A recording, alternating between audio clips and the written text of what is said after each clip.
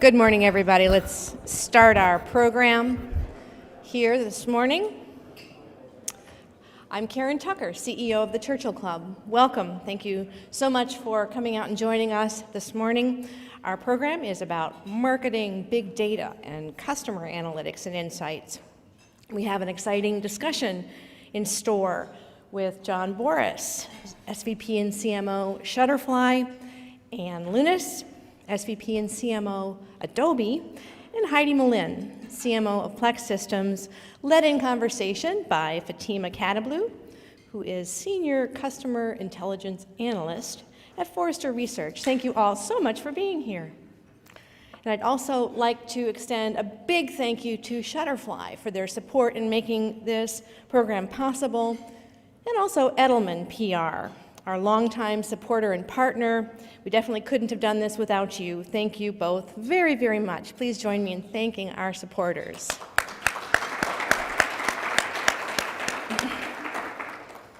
A brief introduction for our new guests in the audience. Churchill Club is Silicon Valley's premier independent business and technology forum since 1985. What drives us every day is to encourage innovation, economic growth, and societal benefit. And we do this through the up to 40 programs that we present each year, where like minds can connect with ideas and with one another. We are a 501c3, not-for-profit, member-supported organization, and if you have an interest in joining us, we would welcome you to do so. We have a very packed month of June with programs, beginning next with the 2013 VC Roundtable on June 6, Digital Disruption with the leaders of Airbnb, Expensify, Pebble, and Uber on June 12, and Revolutions in the Making, which is a close look at the economically disruptive technologies that McKinsey believes are most important for us to pay attention to. And then a program on June 26 about what makes standout company performers different. And these are just some of the events coming up, so please keep an eye on us through the website or get on the mailing list so that you know what we're doing.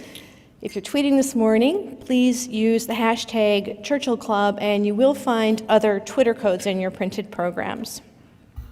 Our moderator is, again, Fatemeh Khatibloo of Forrester Research. Fatemeh spends much of her professional time studying how knowing one's customers can improve marketing and business performance. She also covers trends and implications around areas such as privacy and identity, data portability, and the emerging consumer data economy. Let's give our warmest Churchill Club welcome to Fatemeh Khatibloo.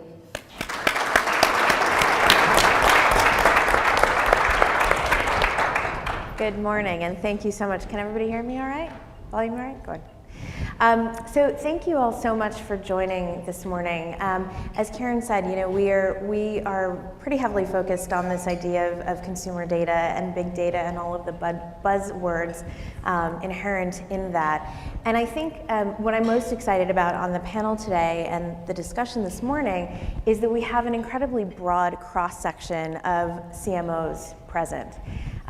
Folks who do B2B and B2C, sell services, sell product, and I think it's a pretty fascinating look, and I hope that you will enjoy this, a pretty fascinating look at what customer insights and intelligence means to each of them, the trends that they see changing and happening in their businesses and their clients' businesses, and some of the pitfalls that we all expect to face in the upcoming decade around consumer data and personal data and business and marketing strategy. So with that, I will quickly turn things over to each of you to introduce yourselves and your businesses. John? Okay. Hi, I'm John Boris. I'm the Senior Vice President and Chief Marketing Officer for Shutterfly. Shutterfly is the leading manufacturer and digital retailer of personalized and photo-based products and services. We're also a family of brands: Shutterfly, Tiny Prints, Wedding Paper Divas, Treat, My Publisher, This Life. So hopefully you've heard of one or several of those brands, otherwise I need to do a little bit better at my job. Prior to Shutterfly, I've had the distinct pleasure to work for great consumer brands such as Lonely Planet, the travel guide company, Zagat Survey, Fresh Direct, 1-800-Flowers, Radio City Music Hall, Madison Square Garden. I'm a Knicks fan, so that's helpful. And data was a part of the mix of all of those brands. And certainly we're going to talk about that today.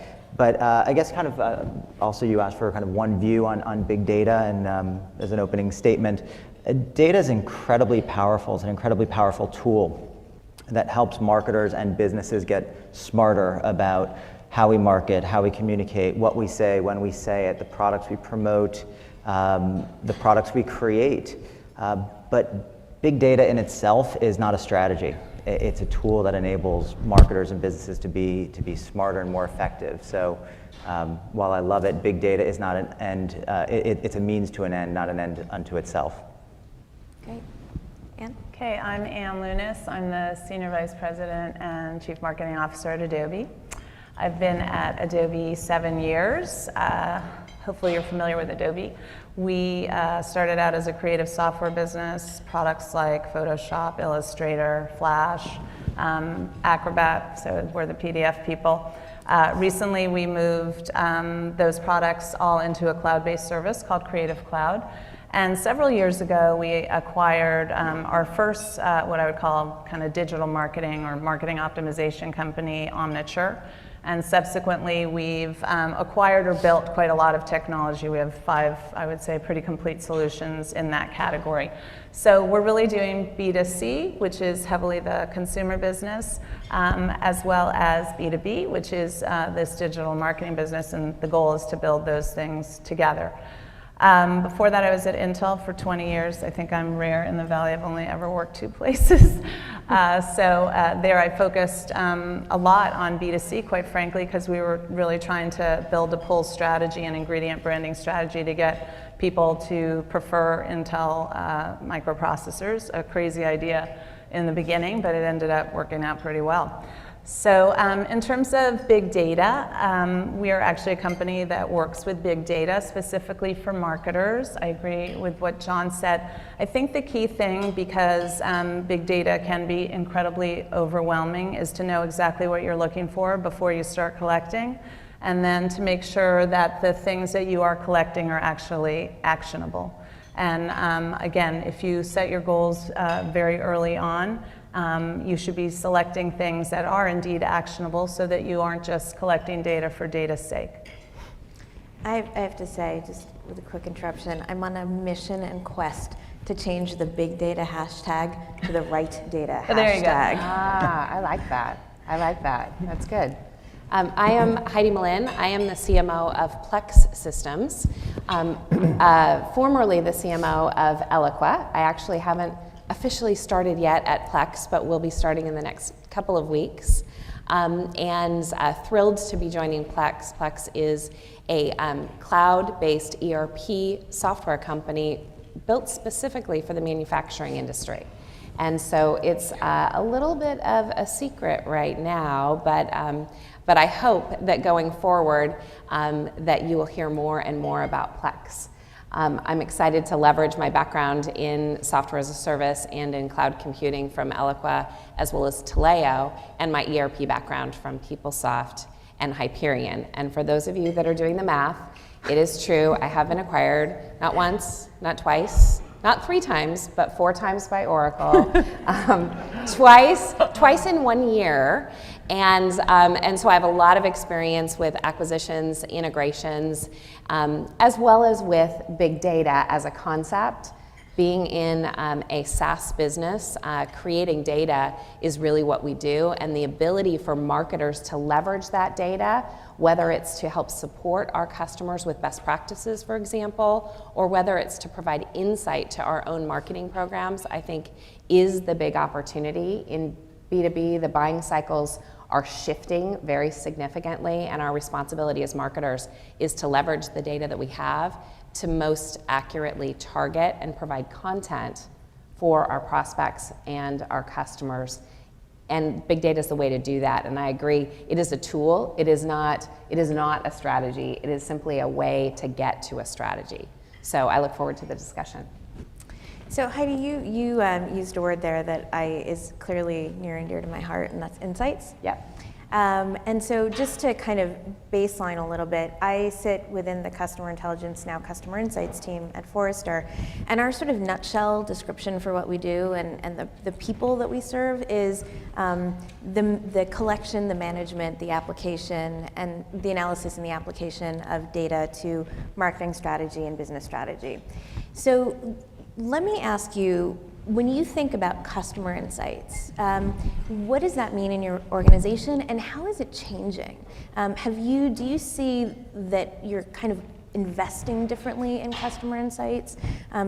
Talk to us a little bit about that, if you would. What I would say is the buying cycles, certainly in B2B, especially selling into a large enterprise, has shifted so much, and the requirement for us as marketers to have those insights about our customers and about our prospective customers is more important today than it ever has been before, because many of our prospective customers are not touched by a salesperson until well into the sales cycle. Very different than 5 or 10 years ago, when really the salesperson owned that relationship and understood at a deep level those customer insights. We as marketers have the opportunity to provide that information not only to our marketing programs to inform them, but almost more importantly to our sales teams so they can leverage that insight because of that shift in the buying cycle.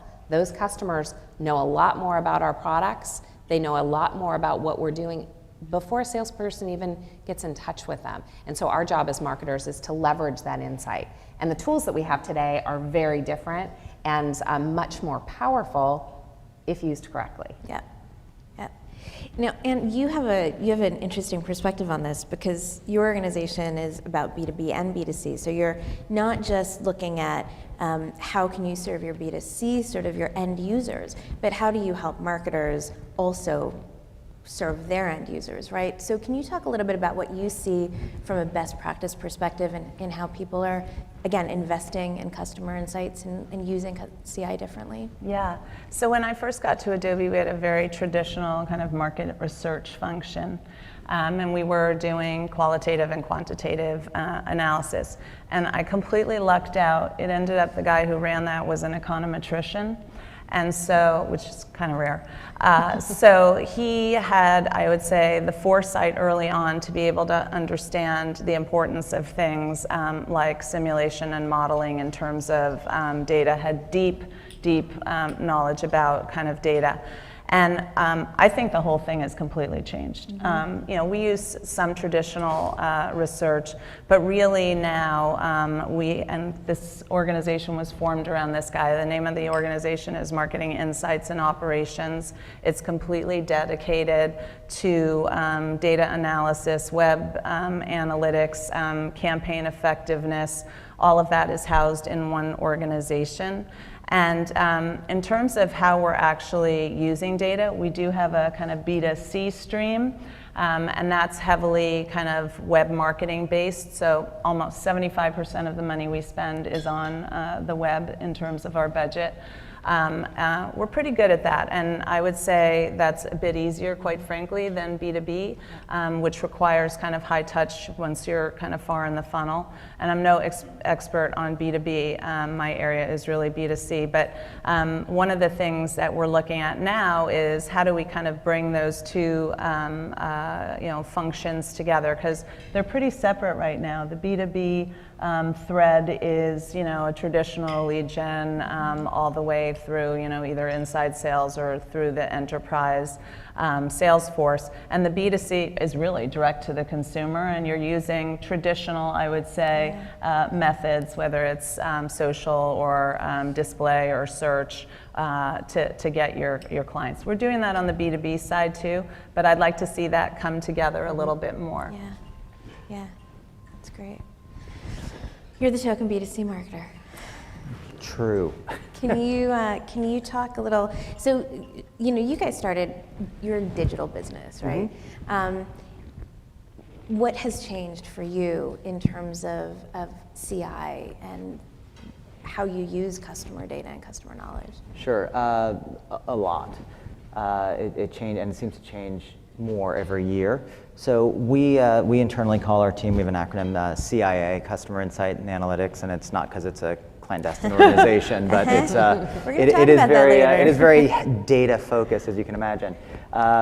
So that team is a team that is basically a service organization within our broader organization. So it's marketing can tap into it, the business itself, so the general management organization, customer service. And the reason it functions like that is because there are various parts of the business that want to get smarter about their business, get smarter about the customer. So it's critical that it is a service level organization. In terms of the way that we use customer insights and analytics, it's pervasive. We have 18 billion photos of our customers' memories stored in our cloud. Each one of those photos are typically tied to a life event. So this enables us to harness the power of the image coupled with the life event, coupled with customer behavior. And now that we're a family of brands, and a growing family of brands, it adds another level of complexity as you start to factor in life cycles, as you start to factor in the LTV and CLV of a customer that comes in through one brand and goes to a sister brand. And so it's becoming increasingly important for us to get smarter about the way that we market not only one singular brand, but our family of brands to our customers. Yeah, that's an awesome tee up, actually, and we didn't plan this. But, you know, the topic of this session is the 360-degree view. And, you know, you touched on it a little bit, this idea that you now have a sisterhood of brands and life cycles that you can start to frame up. Is 360-degree view a fallacy? Is it something we can ever really get to? I think everyone defines the 360-degree view differently because it's endemic to every specific business. My holistic view is, you know, 360-degree enables you to look at the past, look at the present, and hopefully predict the future. But it has to be done in a responsible way. So I don't think it's a fallacy to say that you can strive to get a 360-degree view, but it's a little bit like chasing the horizon. I don't think you ever quite get there. Okay. I don't know if you guys. Maybe we're at like a 270-degree view right now. So we have something at Adobe called the single source of truth. And we had a bunch of people all over the company collecting data, and everybody had their own view of what that data meant, and there was no real alignment, whether it was you know, customer attitudes toward particular products, how many people were coming to particular places on the website, et cetera. And so we formed kind of a cross-functional group that meets sometimes daily, mostly weekly, to understand and align around the numbers. And this group is called the single source of truth. That has helped, I cannot tell you, because there were reports and there was monitoring being done by various different groups. Pulling that group together, and this includes sales, customer support, global marketing, my organization, product marketing, all of the people who are involved in any form of data collection now are unified. And that provides as close as I think we can come to having a single view. The one piece that we're really working on right now, and I'm no technical expert, is integrating all the various data sources. This is a big problem for us. So our CRM system and what we call marketing data are not kind of well integrated yet. And there are other systems as well and data sources that we are in the process of pulling together, because a lot of it is still manual and obviously is not as actionable in real time as we'd like it to be. So that's something that we're working on right now. So you touched on what I think is the bane of many folks' existence, and that is this sort of data integration problem, right? I have this theory that we will actually, this 360-degree view is kind of attainable if we actually start sharing data between businesses. And you know, the example that I like to give is I was actually in a car accident not too long ago, and I was sitting in the ER that night, and I was thinking the car had OnStar, and I was sitting in the ER, and I was thinking, my God, why isn't there somebody doing analytics to turn all of that telematics data into something that my ER doctor can understand and ingest and know, you know, what the likelihood is that I'm going to have certain problems or whatever. If that comes to pass, we've got a whole other layer of integration issues, right?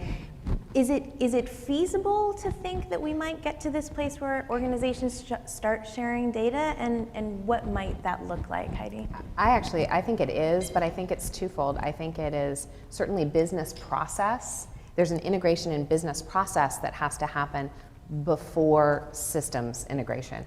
And what tends to happen is people want to integrate the data and the systems first without having the underlying business process. So if there was a business process that was set up between the ER and OnStar, and then it was integrated into the underlying systems, that's the way to attack it. But what happens so many times is we think that the technology is going to solve the business problem for us. And I've worked for technology companies for a long time, and they can help, but the business process has to be defined.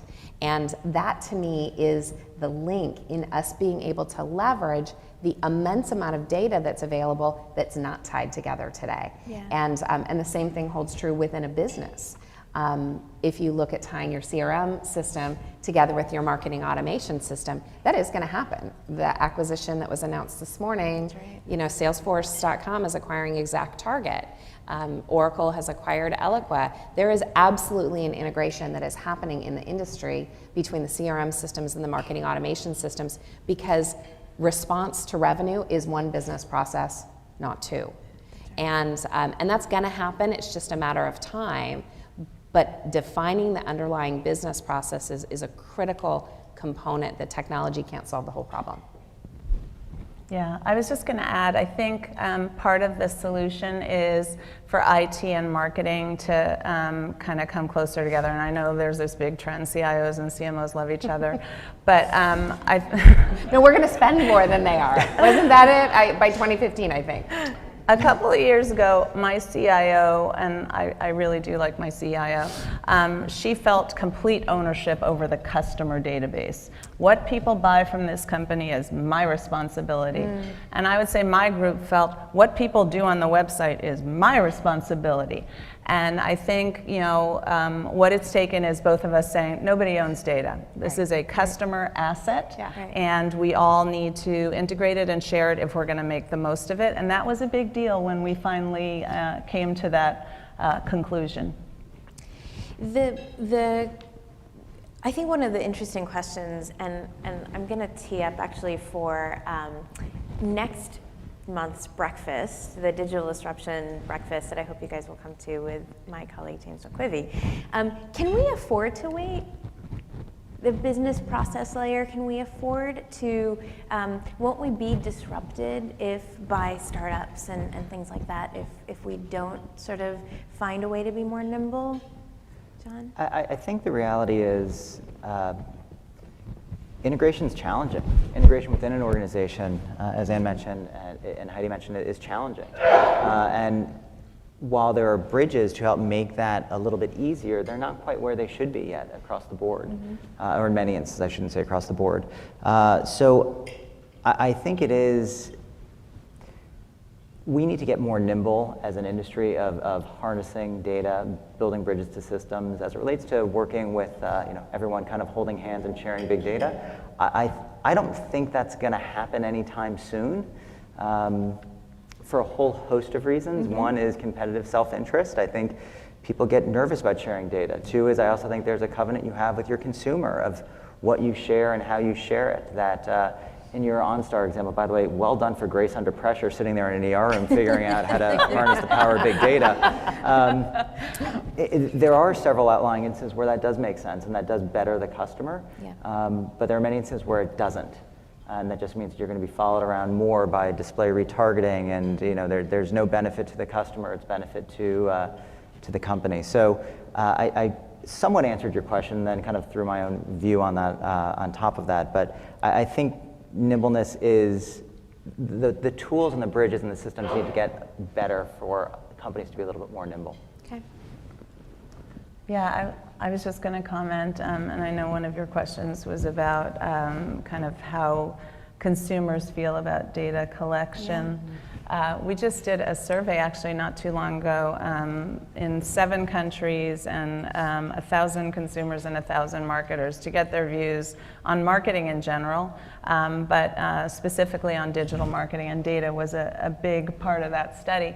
And I was looking at the results last night, and people, for the most part, consumers do think it's kind of creepy and they don't like people collecting data. However, certain data collection does not upset them. So the things that are most concerning to consumers are indeed kind of confidential things, having to surrender their social security number.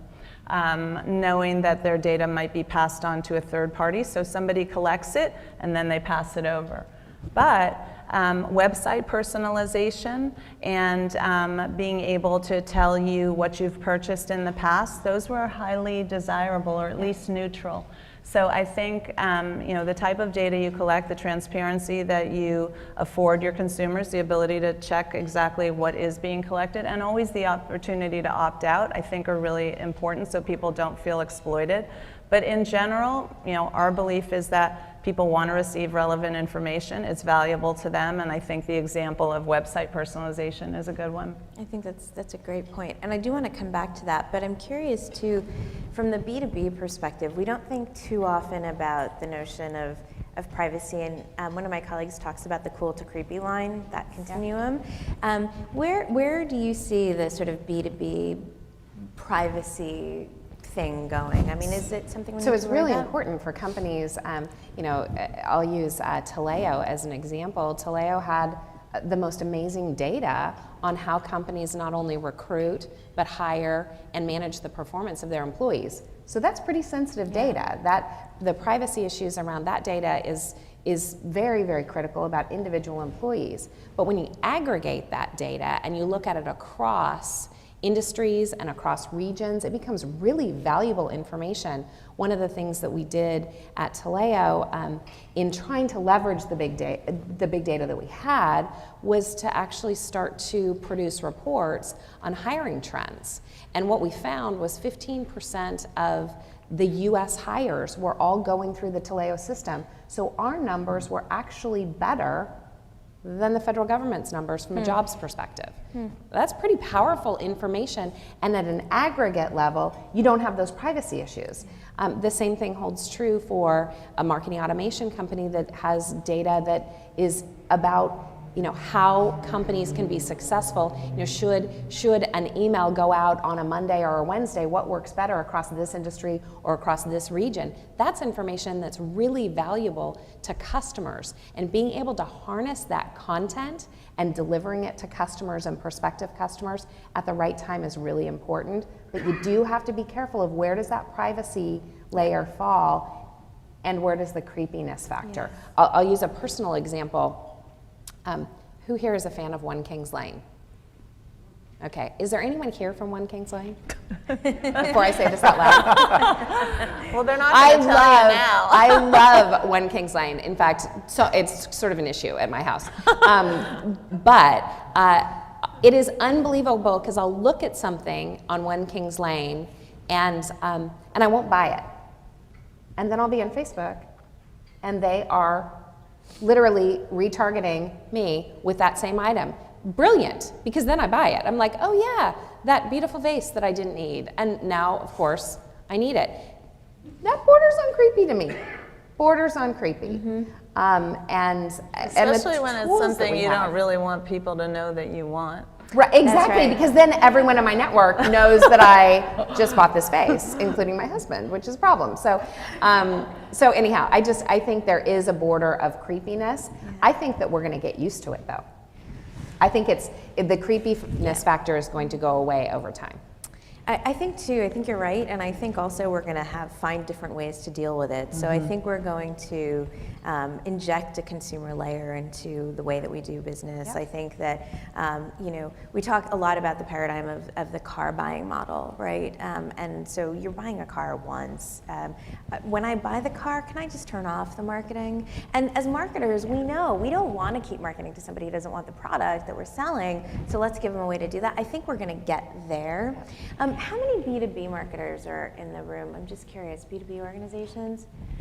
Okay, so I want to ask you another question, Heidi. Yep. And actually, I'd love it if you'd weigh in too, Ann.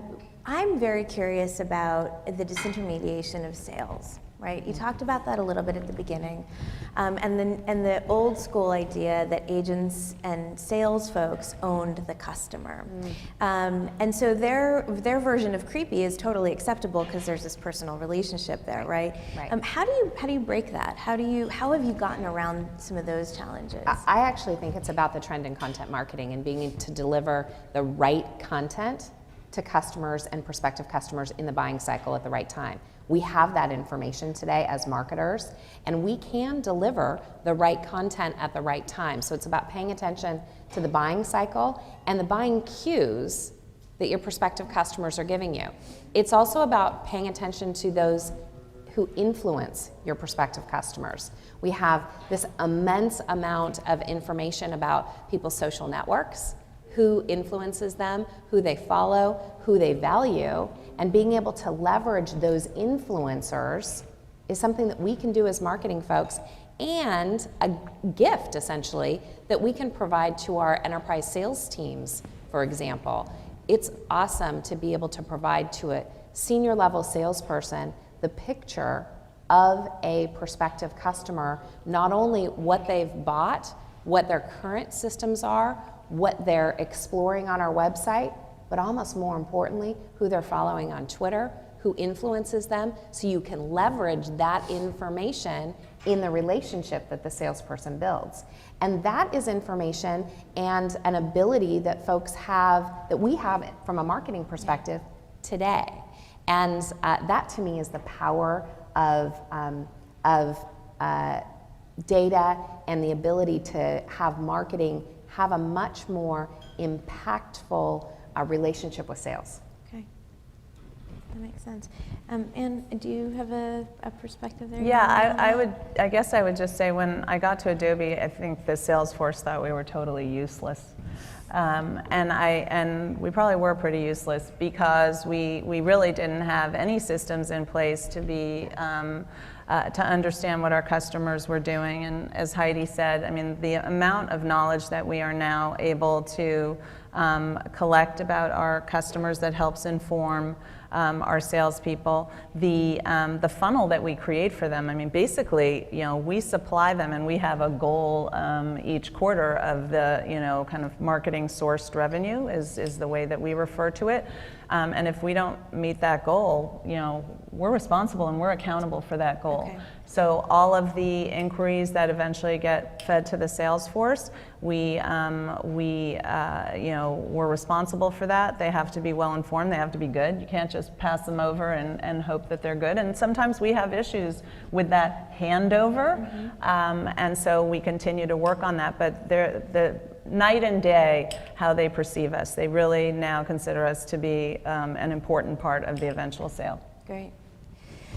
John, I want to go back a step for a minute because you talked a bit about what you guys do, right? And it's fundamentally like people's most precious things, their memories, and that's what you deal in. How do you guys keep from being creepy? That's a very slippery slope, right? We're pretty black and white about it. So for us, as I mentioned, we have billions of photos and images that are people's memories that are tied to events. We have amazing data. We know birthdays, anniversaries, graduations, sweet 16s, everything that are major milestones in someone's life. So for us, we use data in a way that helps our customers. Where we help get in front of our customers. So for example, Treat is our one-to-one greeting card brand, and we take the data. People opt in to put in their friends' birthdays. People always forget to send birthday cards, and you run into CVS at the last minute. So you opt in to take your friends, upload them manually, or take them from Facebook, and we send you reminders. Hey, it's Bill's birthday in 2 weeks. You want to send him a card? By the way, we've created one for you. If you go and upload 100 photos, we look at the geo information on that photo. We look at the geotag. We look at the time, date, stamp, and say these are all from clearly a trip to a tropical location. Then we overlay our algorithms to say these are the most important people in your photos because they appear the most times, and then these are the best photos, and by the way, Bob, we've created a photo book for you. So that's helping people along the process. What we never do is we never actually look at your individual photos. We look at them in aggregate. We don't look at them and say, oh, clearly this was your anniversary because you sent an anniversary card and you went to Paris. We're going to send you a note that says, hey, Bob, last year you surprised your wife by taking her to Paris. What are you going to do this year? That's creepy. I wish you would send that, actually. If you could do that, that would be good. I'll see what I can do on like a that. one-to-one basis. I would like that. But the whole... Can I opt into that? Yeah, service? exactly. The whole cool to creepy continuum, I don't think there's a set definition. It's kind of, what was it, who was the Chief Justice in the 60s, Chief Stewart, who kind of was talking about obscenity and pornography. He's like, I can't define it, but I know it when I see it. That's right. It's a little bit like the creepy. I can't define it, but you know it when you see it and when you do it. And as a consumer, you know it when it feels a little creepy, like you're internet stalking me. Like, how did they know that I just looked at that face? Exactly. How do they know? Yeah. It's kind of marketing as a blunt object. And I think, you know, that's something that we're responsible for mitigating. Yeah, yeah. I think I think you're right. I think you're dead on. The one thing all of you guys have sort of touched on in tangential ways, and I didn't warn you I was going to ask this, so sorry.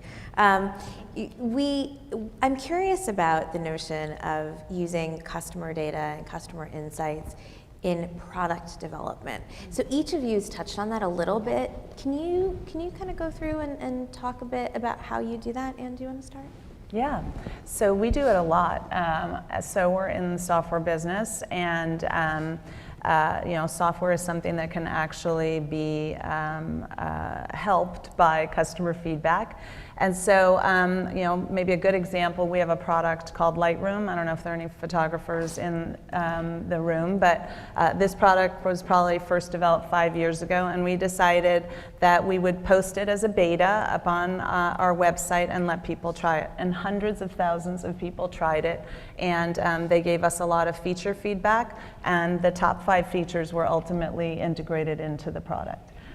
We do this now continually. Every time we post a beta, we collect information. A lot of times it actually appears in the product. One fun example is marketing helping here. We post sneaks of products that are coming. So for instance, if Photoshop has a new feature, we'll do a little video and sneak it on YouTube. And then we are able to assess what the top features that people actually like are based on how many hits one feature gets versus another.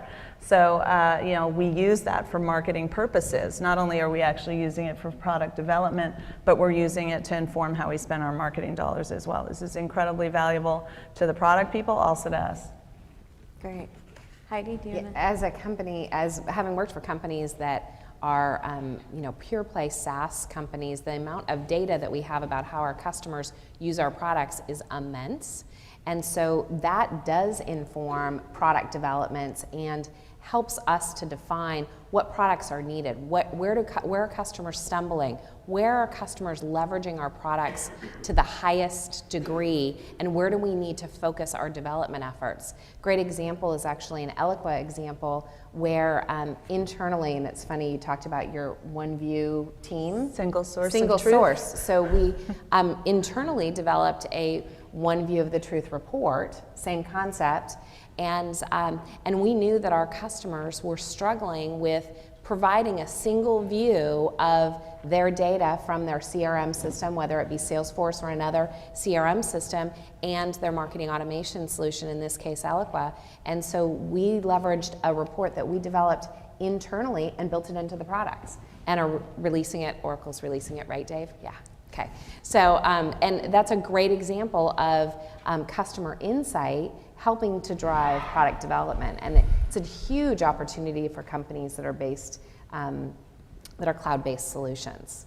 Because you can actually see what customers are using, what they're not using, right. where the features that are being leveraged the most and those that are being leveraged the least. That's right. That's right. John, how about you guys? We take a lot of data into our product development path. We take a lot of customer insights, whether it be through qualitative research. Probably, you know, the two most notable examples are Photo books. Creating a photo book is a bit of a labor of love. People wind up spending 10, 12 hours into it, and what we discovered was that we had a lot of people who dropped off during that process. They got intimidated. So we analyzed the data, we talked to our customers, because again, it's the combination of the quantitative and the qualitative for product development, and we created something called Simple Path. You can upload your photos, and boom, we create a photo book for you. So what took 10 or 12 hours can now take 10 or 12 minutes or an hour.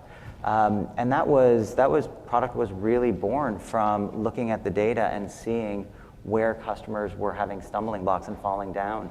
Mobile's another great example. Obviously, consumers are using their mobile phones to not only capture images, but to upload and share images. And we've used those data points as ways to help us create the products that met their needs, whether it's iOS or Android or whatnot. Yeah, that's really cool. I need to get back to Shutterfly. I know a guy knows a guy. We can make that happen. I still have lots of albums out there. And we're not remarketing you, telling you to finish them? We should be. I'm not on Facebook. Okay. So I think we're going to turn it over to Q&A in just a minute here, but I want to kind of sum up the three things that I heard most clearly from the three of you. First of all, customer insights. Wow, lots of changes, and don't look for them to slow down anytime soon. I think we all experience it in our own businesses, so I think it's really redeeming to hear it from the three of you in three very different businesses. And the one thing that I would say about that I feel like resonates with the folks that I talk to on a regular basis is stop thinking about customer insights as a cost center and start thinking about it as an opportunity center, right? I think there's something really important there. Privacy issues, really interesting, and I think the idea that we kind of have to understand what it means in the context of each of our individual businesses is really important, and understanding what it means to your own customers and your own business, I think pretty crucial. And then the last thing I heard, which I really love, is the idea that you can't do this without collaboration. You've got to have teams internally that are speaking, and whether that's technology or qual and quant or whatever that is, I think we can't get away with customer insights as the status quo, and you sort of have to think about collaboration in a very different way. That was really great. Any questions from the audience? I would love to open things up and let you guys ask a few. There's a microphone on both sides of the room. Hi, my name's Gary. I'm with Wells Fargo. Question for Anne. Actually, 2 points. One is I'm a huge Lightroom fan and user, and thank you for the most recent beta. It's very good. But I wish you guys would talk some more, because some better integration with Shutterfly would be appreciated. There's some user feedback for you. Appreciate it. Anne, I have a question. So you talked about the single source of truth. So, Wells Fargo, we're a very, very big company. And you talked about, how you're sort of enabling pulling that information together.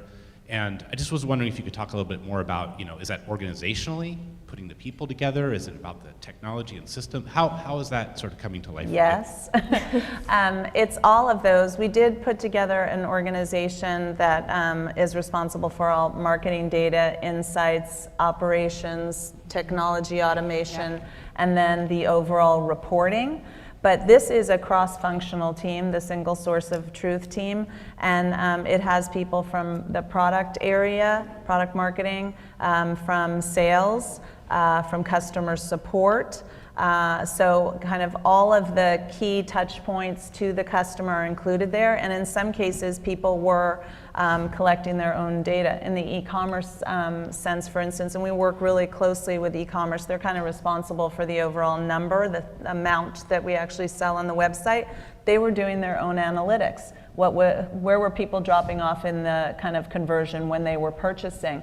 And we said, well, why are you guys doing your own analytics? We're doing our analytics. Let's at least look at across those two different pipes what's happening. But it is an organization that came together cross-functionally, and everyone on this team is so happy now. Happy. Next question.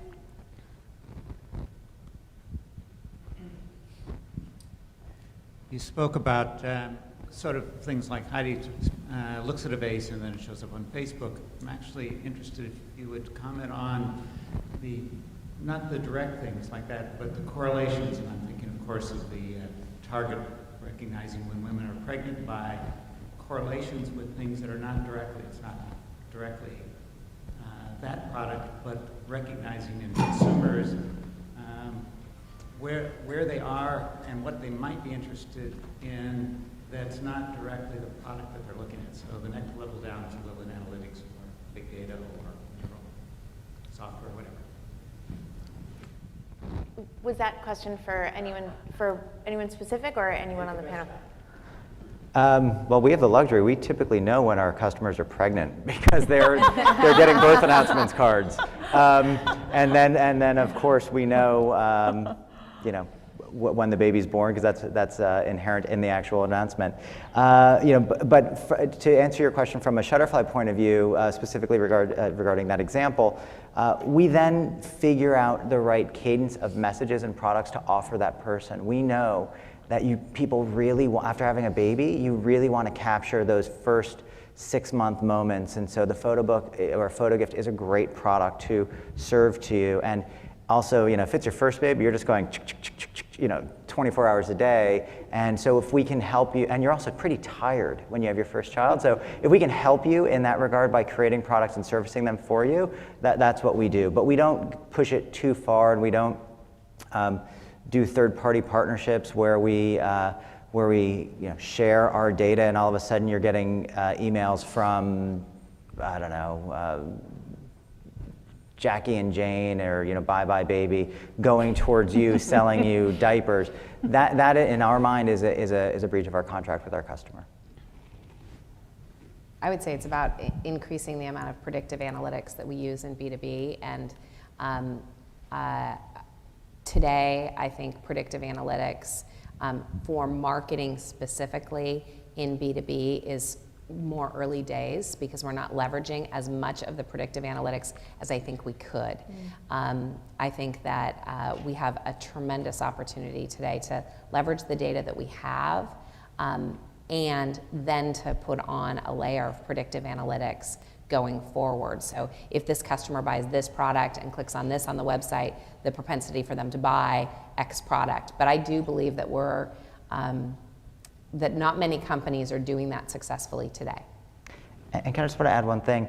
Going back to your example, there's also the layer of common sense that needs to be added. So we know statistically that when someone gets married within, I think it's like 16 months later, they typically have their first child. We would never send anyone an email who got married 16 months ago saying, so, due date's coming up, huh? What's going on? Predictive analytics gone bad, right? Exactly. Yeah. So Great data example. is just not absolute in, it's just, you have to read, it's not just reading the tea leaves, it's looking at the data and then saying, does this actually make sense? Yeah. And I think that's where people fall down. It's insulting, So, I'm a middle-aged woman, and on Facebook, and I'll just divulge it all. I obviously, they must have figured out how old I am, and so I was repeatedly getting ads for Botox and colon cleansing. And I get those too. And after a while, I said, I think I'm going to stop using Facebook. I was like, dislike, dislike, dislike, but they kept popping up. So anyway, I think this, marketing as a blunt object concept, there has to be judgment applied, and there can be rules-based marketing that I think we all need to really apply. Yeah. Great point. I didn't do either one. Yeah, You're looking at me funny now. I'm actually, what's interesting is I ditched Facebook about a year ago now, deactivated the whole thing. And it's interesting to hear people talking about how much smarter Facebook seems to have gotten. It doesn't seem to have gotten that much smarter yet.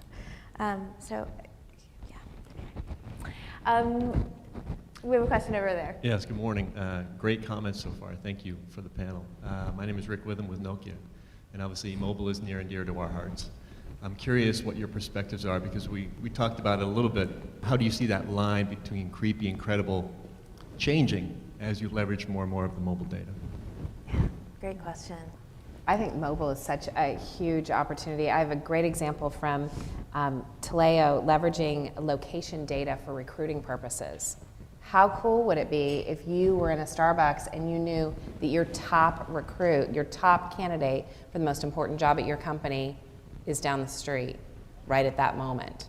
I mean, that's the opportunity to use location data from a mobile device in a way that helps, and I don't think it's creepy. Do you guys think it's creepy?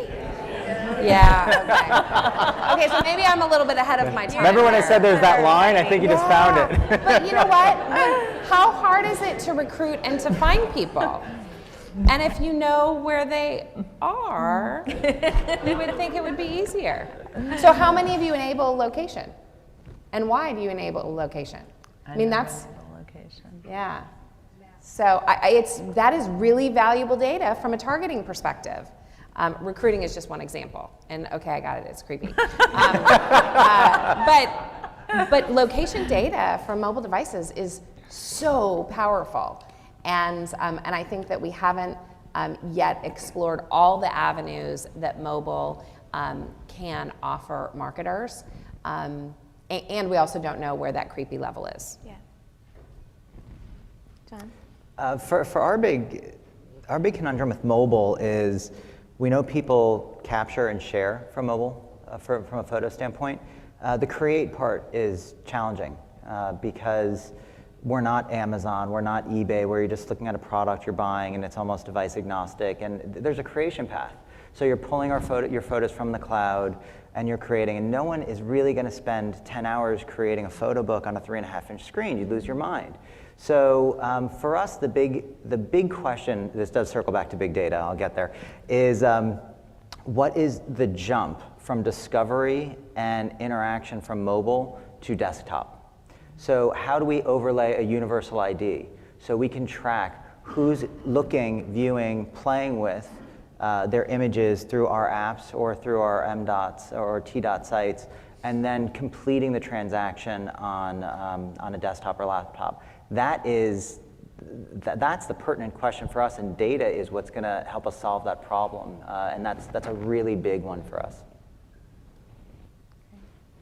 Yeah, maybe I would just add one thing. I think of tablets as mobile devices as well, and we've gone a lot further, I would say, in our particular business with tablets. Tablets are, a big source now of inspiration for people who are either drawing or designing things, and they want to be able to connect what they're doing on their tablet with their desktop computer, where they often, in at least the creative space, they're doing a lot more work on the desktop because it's more capable. But we've seen a huge trend in people actually ideating on their tablets, that's led us to actually some product development ideas. The other thing we've done through some of our data mining, anonymous data mining capability, is we've learned a lot about habits on tablets.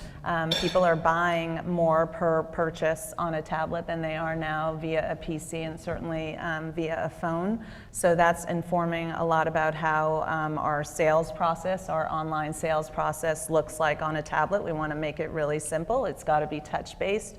So again, I think, and for all of you, I'm sure your businesses are doing more and more of your sales online. I think we did a major survey around Black Friday, and I think it was 25% of the purchases were done on tablets. Huge number of purchases. So that kind of information is really valuable, both in product development and how we sell the product.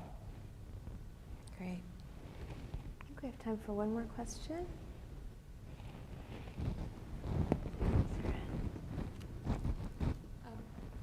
What about data protection? It's not just the federal government that can ask you for all your records, but I think police operations can too, and so can malicious actors get into the data. How well protected is your one source? Good question. Nobody wants to answer. Yeah. That's I'll say a few words.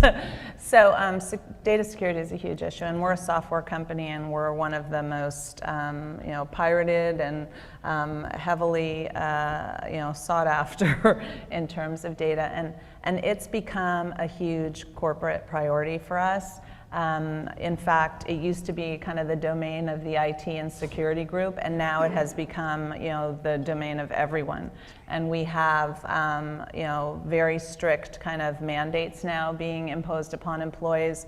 One of the biggest areas for potential breaches is people just casually leaving their PC somewhere and then going to the bathroom. And people are, they'll know, especially if you're at a company that is interesting to the potential breacher, they'll be able to, quickly access your computer.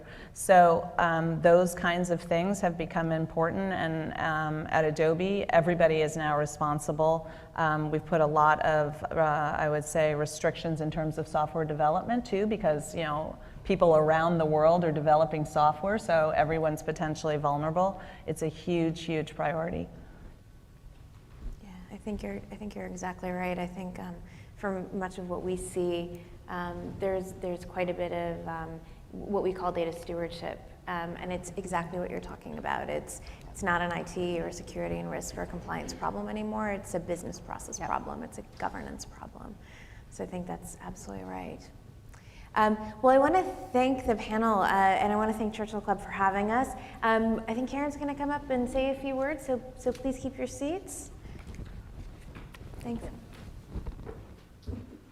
Thank you all again so much for coming out this morning and for sharing your perspectives so candidly with us. We appreciate it very much. As a very small token of our appreciation, we have for you the much coveted Churchill Club speaker t-shirt. Please wear that in very good health. Thanks again to Shutterfly for your support and Edelman for your partnership. A recording of this program will be available soon on the Churchill Club YouTube channel within a couple of days, and you have been an amazing audience. Thank you so much, and have a great day. See you next time.